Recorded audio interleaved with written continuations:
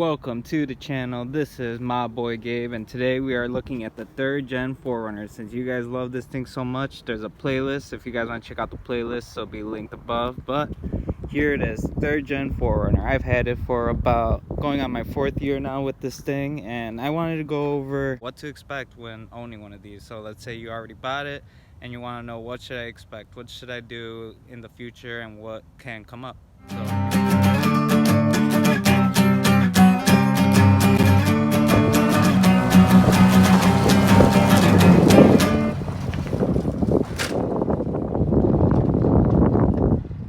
I'm gonna start off with the weak points on these, and then I'm gonna end it on some maintenances. So weak spots on these definitely is the transmission. If you're going out to buy one of these, make sure to check the dipstick and make sure either the oil's not just burnt up or there's no water in it, which will cause it to look pink instead of red. And that's because of the radiator. The radiator usually goes bad and it starts mixing the fluids with the antifreeze on the cooler lines for the transmission. So make sure that the transmission doesn't have the pink milkshake on it, because that could cost you your transmission. It happened to mine. I bought it and it had the pink milkshake. I changed the fluid on it and it lasted me about a year, but eventually it did blow out. Another weak spot on these is definitely the rear axle. What usually happens is the seals go out on these. As you can see, my seal went out again. Probably fixed this 3 times. So yeah, the axle seals go out. And this one unfortunately does have a case where there's a hole in the rear end, so the gear loop falls out. So make sure to check your fluids all the time on these axles, because it did burn out one of my axles when I wasn't topping it off. So that's the other weak spot on these. Another one is definitely the rear tailgate. You know, everyone wants this 4runner because the back window works, and when I got it, back window worked, and I don't know where it stopped working. Probably something with where the position of this is, or because the door says that it's open. But yeah, that's an issue with these. So maybe if you really want that back window, check that. Another issue that these 4runners can have is that the seat will be all torn up. But this one actually has a nice seat, because I went to the junkyard, picked this piece out, and you can actually just replace the cushion and you have a brand new seat, and it looks great. Another issue that someone might have with one of these is this cup holder. People don't like this cup holder because it sits right in front of the vent, and that's an issue. But luckily there's an aftermarket solution. You can buy this cup holder and it works pretty nice. Yeah, so that's as far as issues or common issues that you can have with one of these. Now let's talk about maintenance. As you know, this is a 20-year-old vehicle. So what do you expect? Well, a lot of things are going to go wrong. And the one thing for sure is your timing belt.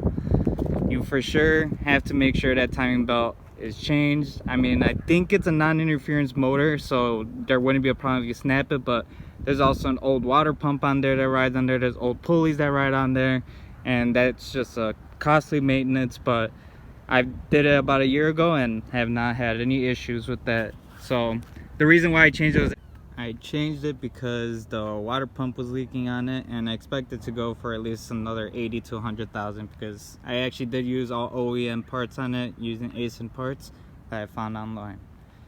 And what's another maintenance? These things actually have a lot of bushings on it, and you can expect them all to go out. This truck actually has 300,000 miles on it, and these bushings for sure are shot. I have not worked on it besides doing sway bar links. That for sure is gonna go out before the bushings, so I would start there. But there's bushings on the bottom A-arm, there's bushings on the top A-arm that's back there somewhere, and there's bushings inside the control arms where you adjust them. So right now I'm actually having an issue where I brake and I can feel this wheel kind of go like this. So I know those bushings are worn out because it just has this slop right here. What other maintenance do you have to do? So we covered the timing belt. There's some bushings you need to take care of. And of course, always got to top your fluids. This thing has a leaking steering rack, so I always got to top up the steering rack. So if you want to consider that maintenance, these things are known. I mean, of course, so many miles the steering rack's gonna go out. So steering rack's another weak point on these, which I'm gonna just put in with maintenance, because gotta get it done if you don't want it to leak anymore. Another weakness on these, well, I know I already went over weakness, but I always like to talk about the frame. Always check your frames when you go to buy one. You don't want any holes in there or just rampant corrosion on it. What's another maintenance on this? Yeah, just always be checking your fluids. You know, it's an old vehicle, of course it's going to leak one way or another. The axle seals always go out, so that's another. Something else I had to do was actually the valve covers. You just get some new valve cover gaskets, replace them, and that should be it. Pretty common issue. That's really all I have. That's what to expect with this thing, you know, some work, timing belt, transmission, steering rack, the back window if you want it to work. That's really all it comes down to. Besides that, these engines are pretty stout. Like, I can't even say anything about this engine. I really have not had any problems with it, besides, you know, I put some coils and spark plugs in it just to have that reassurance. Yeah, thank you guys for watching.